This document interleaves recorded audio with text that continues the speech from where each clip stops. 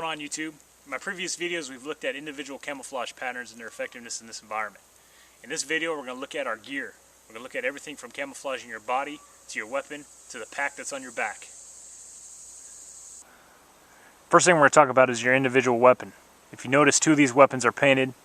They don't catch the eye as much as this all-black rifle. The shape and color of the rifle is very distinctive to the eye and will catch it. One thing we could do to help break up the weapon's outline is make a rifle wrap. Very simple to make. You can get the materials from them at a local Walmart. But the first thing you're going to need is one of these elastic bands.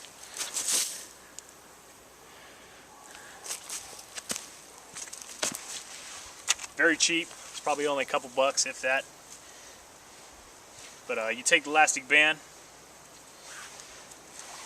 figure out how much length you're going to need by wrapping it around the weapon first. And then you're going to tie 2 loops at each end of the elastic band. Okay? Now, as far as what you're going to use for camouflage on the band, that's up to you. What I used on this is I just cut up an old duck blind, some camouflage mesh material. You can add burlap, jute, whatever you want to add to this. The only suggestion I make is that you don't put too much, because the more crap you have on there, the more possibility you're going to have of obscuring your sights or getting in the way of the actual functioning of the weapon.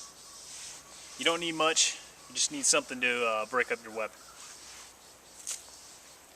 One alternative to painting your weapon or gear is you can get what's called camo form. There's 2 rolls of it that I have right here. This is Marpat Woodland and Marpat Desert. But this stuff's great. You just wrap it around your gear. It's self-adhesive, so it sticks to itself, and you can undo it and reuse it and rewind it back up and use it again in the future. It's a great piece of gear. Highly recommend it, and it's pretty cheap.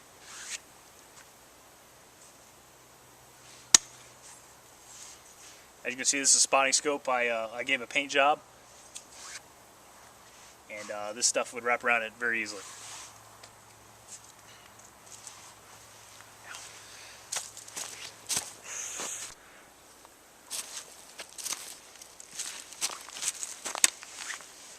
Alright, applying your rifle wrap.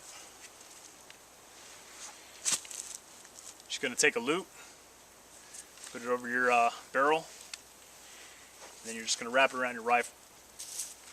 Make sure it doesn't obscure your sights, whether you're using a scope or iron sights, or some sort of reflex sight.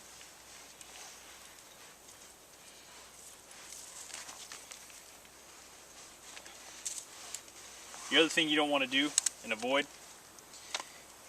is letting any of this material get in the way of any type of action for the weapon. You don't want this causing any malfunctions or any errors that are operating the actual weapon.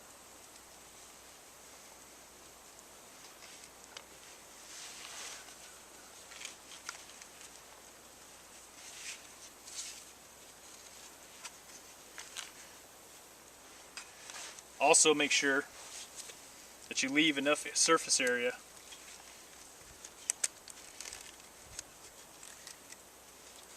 so that you have enough room to charge your rifle.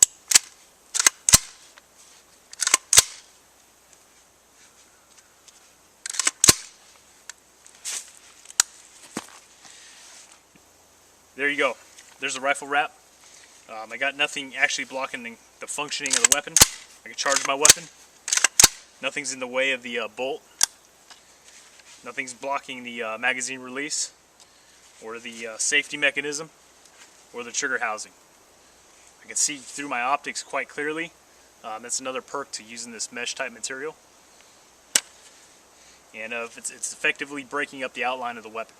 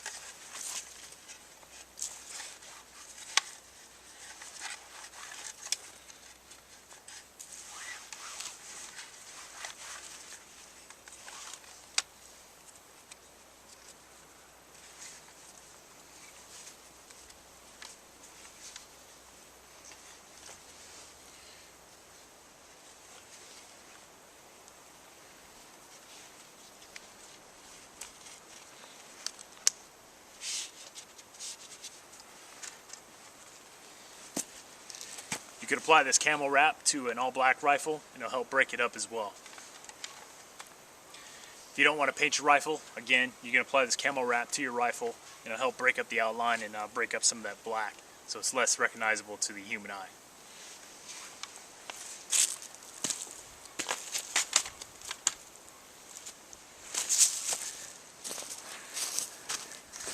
Another thing you can use to help master your position is I've taken a sniper veil and all I've done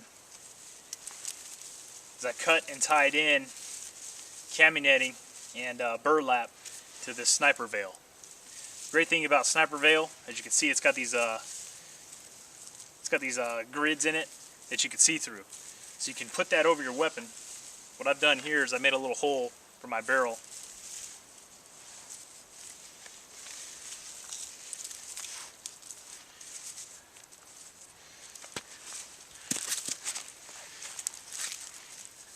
Put this over your weapon, and as long as you have the sniper veil over the actual scope, you're going to be able to see through that scope.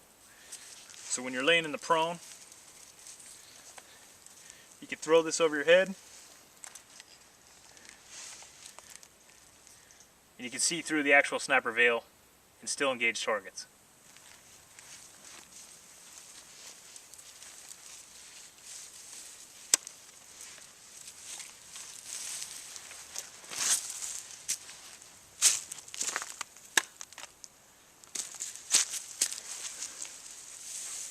One of the perks to a sniper veil is you don't have the weight of a ghillie suit, and this is something that you could easily just roll up and throw inside your butt pack or inside a pack, a day pack, whatever you're carrying.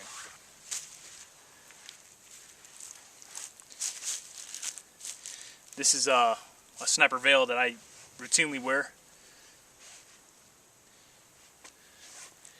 This is another type of sniper veil. This is a woodland camouflage sniper veil, but wrap around your neck, you can tie it. You know, it has all kinds of purposes.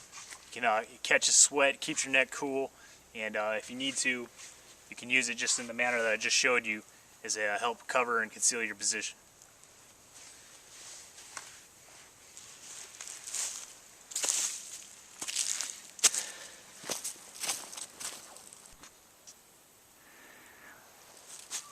Next thing I'm going to talk about is ghillie suits. I'm not going to spend very long talking about ghillie suits. There's 101 videos on YouTube about ghillie suits and how to make them.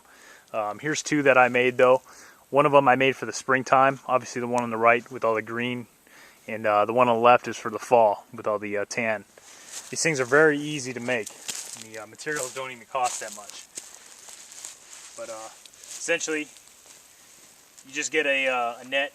You can either use like a fishing net or a cami netting, and attach it to the back of your camis. You can use shoe glue. If you want to use the more time-consuming method, you can actually sew them onto your camis. Either way, that net's going to be pretty secure and pretty strong.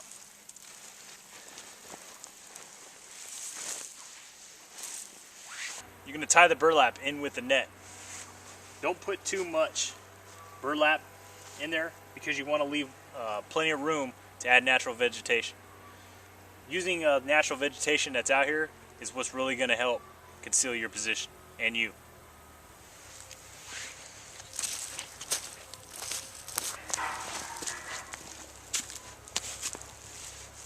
For the headgear, I recommend using a boonie. Reason is because the boonie, because it has this rim, it goes all the way around. It keeps the ghillie material out of your face pretty well. You can use a patrol cap. You know, it does a pretty good job as well. Most boonies already have a rim that goes around, so it's easy to attach the net to. So there's not much work. You don't even have to use glue or sew it on. You just make your head cover and then attach it with zip ties. These are good pieces of gear to have. Again, just like a sniper veil, you can fold these up.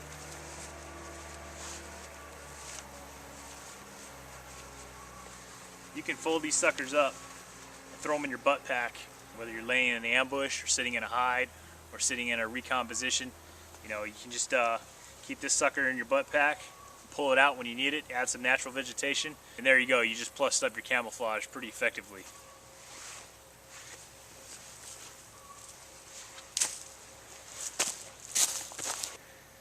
Ghillie suits are a good piece of gear. They can get pretty heavy and weighed down with all the burlap that you're tying on. They also make an artificial jute that is much lighter than regular burlap, but it adds significant weight once everything's all said and done. Next thing I'm going to talk about is your pack. I have a medium Alice pack here and a large ruck style Alice pack.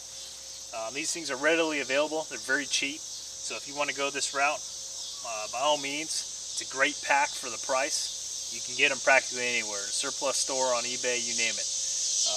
Other stuff that's on there is more modern day Molly type packs. Those are all great as well. But for the price, you're probably not going to find much better than an Alice pack. It's tried, it's true, it's readily available, you can't beat it. One way that you can camouflage your pack, whether it's an Alice pack or a new style Molly type pack, is you can get these pretty easily too. These are tire covers or pack covers. This is the U.S. military desert pack cover that you might have seen in Desert Storm or maybe early OEF. But you can take one of these pack covers and then make you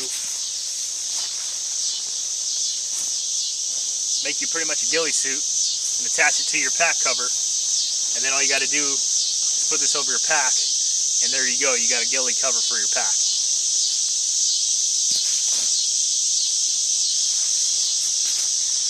You can get pack covers in woodland and tricolor desert pretty cheap and readily available.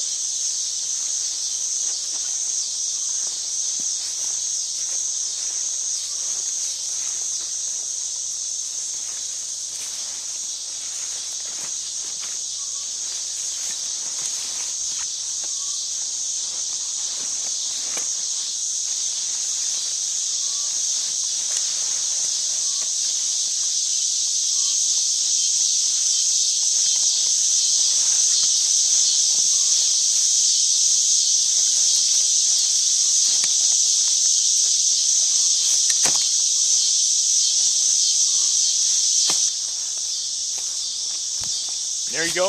There's the pack cover on this Alice pack. As you can see, it just fits over the top of it. And then on the back, you got your straps. It doesn't interfere with you wearing it whatsoever. Pretty effective way to camouflage and break up the outline of your pack. Also, if you don't want to do this route, just a regular pack cover will help do the job and help break up the outline.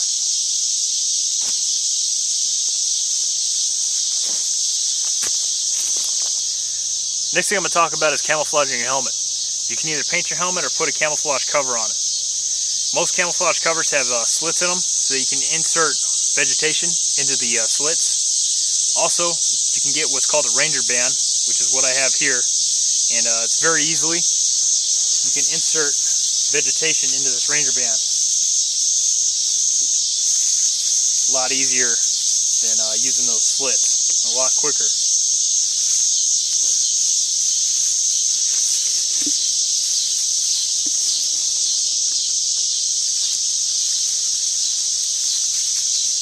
But it took me a couple seconds and it broke up the outline of the Kevlar. One thing I want to recommend though is if you're going to use a ranger band, take 2 safety pins, put them on the back or somewhere on the helmet. That way it retains the ranger band, because when you're moving, this vegetation can get caught on things and it'll rip that ranger band right off. Another method you could utilize is just getting some cami netting. Most cami nettings have 2 different colors, usually a green on one side and a tan on the other. So whatever environment you're operating in, you can use one or the other, whatever one suits your environment better. But you just drape that cami netting over the top and secure it onto your Kevlar with the ranger band.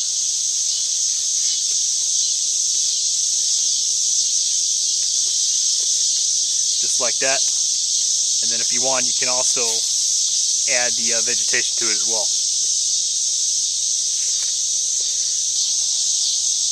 Next method we're going to look at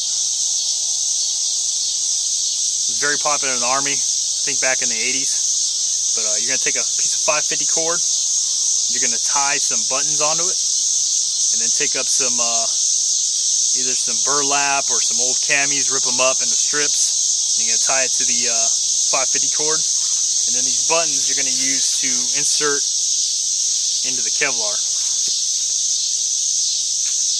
into the vegetation slots.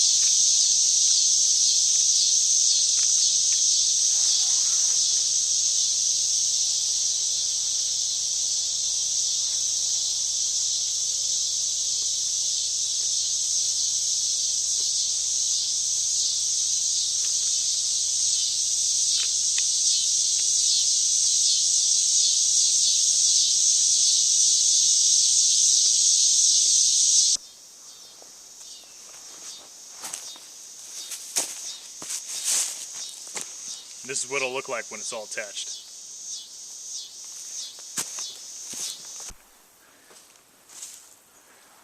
Alright, the next thing I'm going to talk about, if you got to build, let's say you got to build a hide, building an OP, something you're going to be needing to camouflage, there's a couple things you could use that are pretty lightweight and easily portable. This thing right here, this is pretty much a sniper veil, but a lot bigger. These are pretty cheap too. You can get it for probably $7. Most surplus outlets, but just a big sniper veil, and helps cover up, helps mask, and obscures enemy observation of your position. Next thing I want to show you is this is a camo netting. It's about 10 feet by 10 feet, but it fits in this little pouch.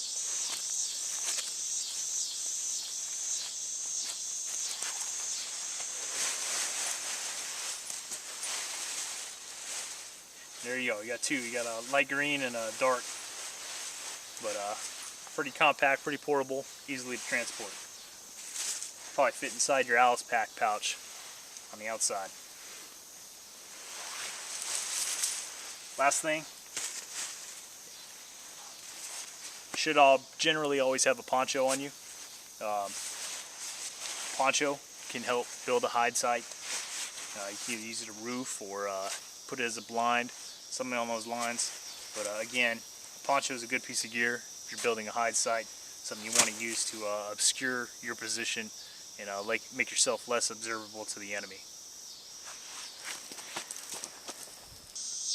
Next, don't be afraid to paint your gear. Most gear comes in like a standard color, like OD or Coyote Tan. I just went to Walmart, got some spray paints, and you can give your gear a little bit of camouflage pattern and make it more effective in its environment by breaking up its outline. Next thing we're going to talk about is face paint. The natural oils on your skin will shine when exposed to direct sunlight, and at nighttime the moonlight and as well as illumination from a flare will make your skin shine. So what we're going to do is we're going to take dark colors, we're going to put them on the shiny portions, on your forehead, on your nose, your cheekbones, and your chin. We're going to take light colors and we're going to fill in shadow areas such as your eye sockets, underneath your nose, and underneath your lower lip. So I applied the light colors to the shadow areas. Now I'm going to start using the dark colors on the extremities like the nose, forehead, cheeks, and chin.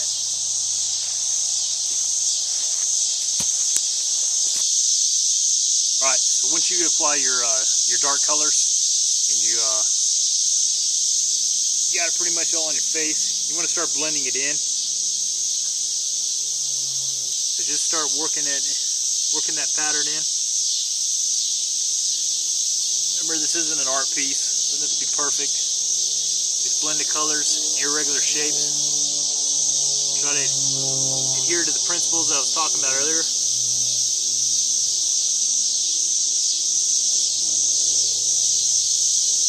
Just want to break up that face so it's not recognizable to the human eye. If at all possible, ideally you want to have somebody else put your paint on. That way they can always see something that you can't see, and they'll cover every spot. These little mirrors aren't the greatest thing in the world.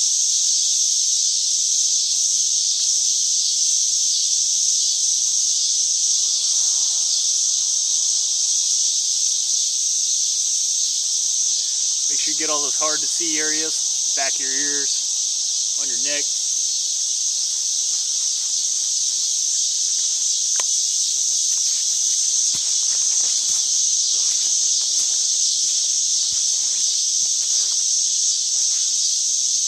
Alright, final touches.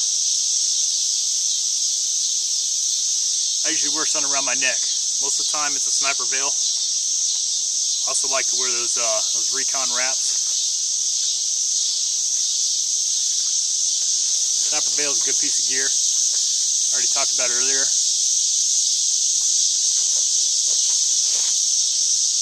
Comes in handy when you need to use it for building a hide or an OP.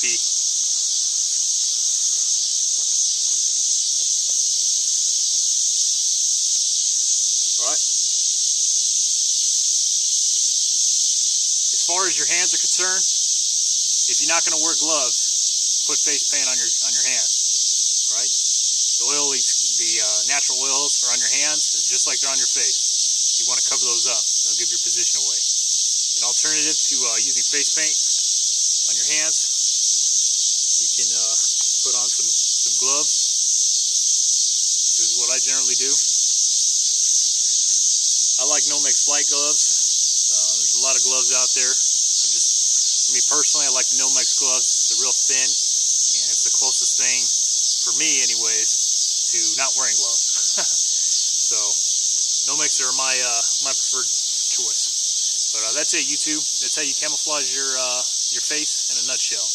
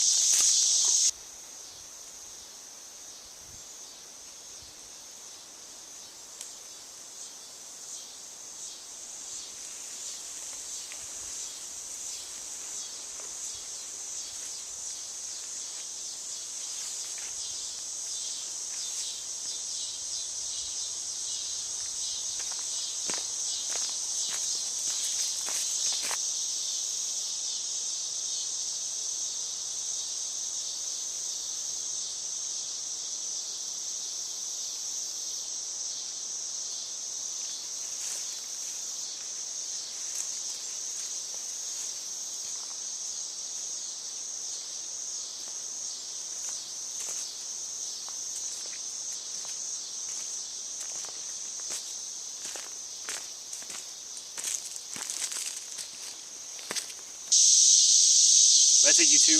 That concludes this video on individual camouflaging and gear. If you'd like to see something done in the future, please leave it in the comment section. I'll take a look at it. If I can put it together, I'll go ahead and knock a video out on it. Thanks for watching. Hope you enjoyed the video.